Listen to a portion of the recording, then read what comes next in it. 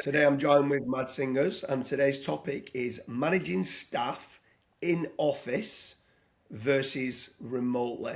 So, what things do you do differently here, Mads, with regards to office and remote kind of staff? Yeah, so the key thing is when you're managing in an office, there's a lot of natural communication processes that just happens wherever people are purposefully doing it or not.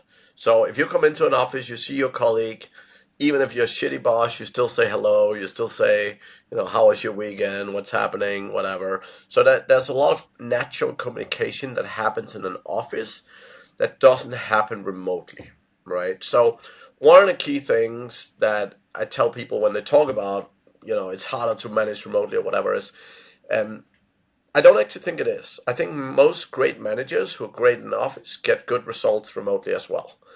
But poor managers, people who don't know how to manage well, they might get better result being in an office than being remote. So the key difference is very much around the communication process. It's very much around making people feel as part of a team.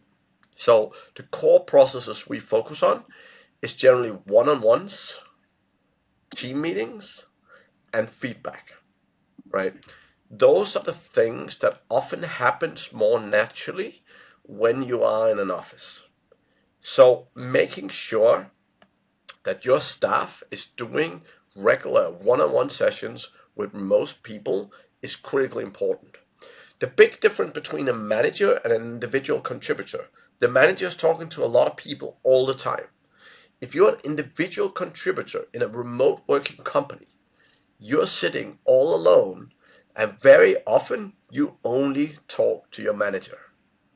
Now, here's the thing, if you work all month and you have one conversation with your boss on a Zoom call or the likes, that is very, very, very little communication that you have, right? Very little. Now, there is introverts out there, but even introverts, even if they don't like communication, they need more of it to be effective and to have the most productivity, right? The problem is, as the manager, you're always like talking to people, so you always think, oh, everyone's talking, I'm talking to everyone, but you're not, right? So making sure that as a remote working company, your team of leaders and managers, they're doing one-on-ones, and I always tell people, do it on a weekly basis, 30 minutes, right? Anyone that reports to you, don't jump layers, don't go down multiple layers in the organization. Just the people who report to you, 30 minutes every week. Talk about the three most important things, which is how are you, personal stuff, build relationship. Reality is if you don't have a great relationship with your staff, they don't care about your business. And most business owners says, "Oh, my staff never care about my business." I'm like, you don't have a good relationship with them. Second thing, talk about performance. They need to know that you care a lot about their performance, and the simplest way to show people that you care about performance is by talking about it. How's your sales numbers? How's it going? How's your, hey, your target was here, you're a little bit below. What are you doing to fix it? Right? Talk about performance. And the third thing is the future. When people are not performing, we talk about the future, we talk about what's next, but we talk about how do we get you from non-performance to performance. When they are performance and they have been doing well over a period of time, the focus becomes what does your future look like? What is the next steps in your career? How can we give you more ownership and responsibility? How can we help you grow? Right?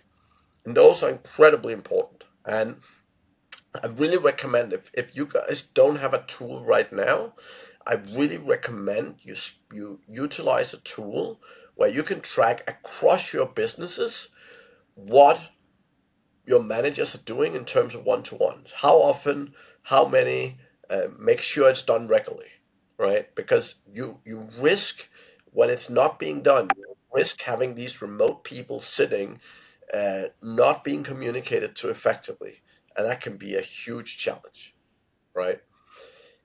We utilize a tool called Hey Ramp, which is fantastic, but there's a pile of tools out there that's very good at doing this stuff, and it can also help you do performance review and the likes, right?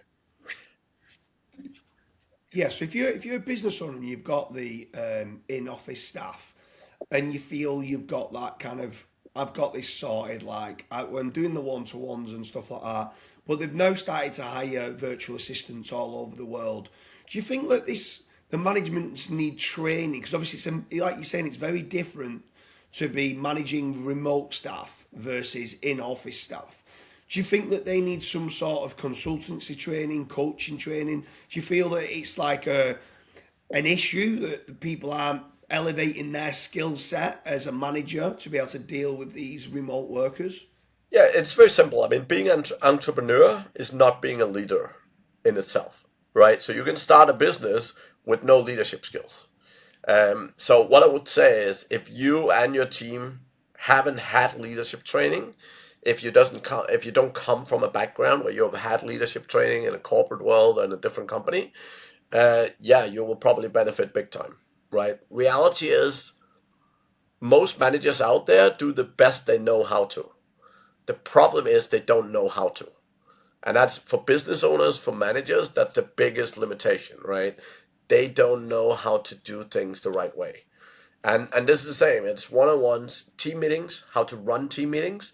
Like, most managers end up speaking 95% of the time. And then they kind of finish the meeting by, anyone have any questions? Like, it's literally just a monologue, right? It's not a team meeting. It's not about the team. It's just a manager blabbing, right? And again, like, there's certain things you can do, communication processes with Slack and so on. But fundamentally, people want to feel like they matter. They want to feel like they're important. They want to feel like they're in the know. They want to feel like they're getting communicated to by their coworkers, and particularly by their boss, right? And this is like, getting good leadership training is definitely a game changer in terms of making sure that you and the team um, have a good idea of what you're doing. Because reality is, being an individual contributor, it's all about what you do. It's all about you. And what happens is, most people get a management role, they become a SEO team leader, and they keep doing the same thing because that's why they got promoted. They were good at SEO, that's why they got promoted. So now they keep doing SEO. But management versus being an individual contributor is totally different. The second you manage a team, what you do no longer matters. What matters is what the team does. And learning that transition without training often takes many years for people. And yeah, just like going to the gym, it's significantly faster and easier to get some good training from an experienced management trainer or consultant that I like. Yeah, so obviously you do a lot of this business coaching and business training. Where if someone's watching this now and says, "Do you know what? I need my leadership team, so I need my C-level suite of kind of people to be better at what they do." How can someone reach out to somebody like yourself to get this training and coaching?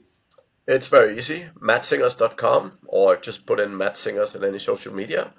Again, it's an important step, but it's often overlooked, right? Like, people love investing in sales training and customer service training, but the most important people, the leaders and managers, they often overlook when it comes to training. And it makes a huge difference when you actually go and invest in those most important people.